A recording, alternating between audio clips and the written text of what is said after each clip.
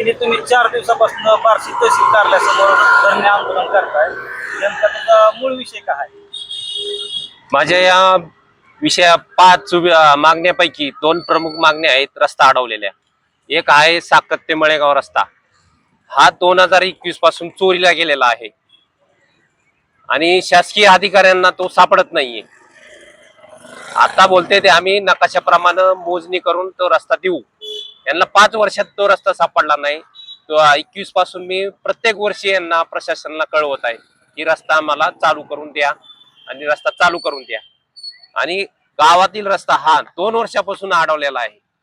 या रस्त्याबद्दल पण त्यांना मोजणीसाठी वेळ नाही, टाइम नाही, फक्त टोलवाटोलीची उत्तरे देत आहेत. तुम्ही आताच म्हणालात की टोलवाटोलीचे उत्तर देण्यात येते. गेली मागील 4 महिन्याखाली 5 महिन्याखाली त्या रस्त्याचा वाद मिटला होता ना?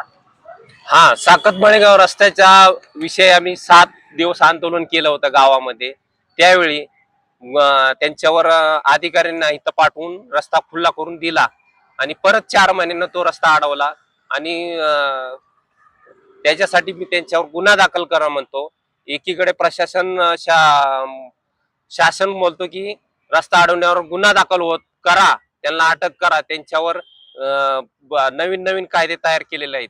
आणि इकडे आम्ही त्यांच्यावर गुन्हा दाखल करा म्हणतो तर प्रशासकीय अधिकारी बोलते आमच्या अधिकाराखाली नाही. रस्ता त्यांच्या अधिकाराखाली असताना, त्यांच्याकडे रेकॉर्ड असताना तरी पण ते गुन्हा दाखल करत नाहीत. यावर आता तुम्ही तहसीलदार आणि संबंधित जिल्हा बांधकाम विभागाचे जे अधिकारी आले त्यांच्याकडनं तुम्हाला कोणतं उत्तर देण्यात आलं? ते बोलते की आम्ही ते रस्त्याची मोजणी करून देऊ, मोजणीसाठी आम्ही अर्ज केलाय.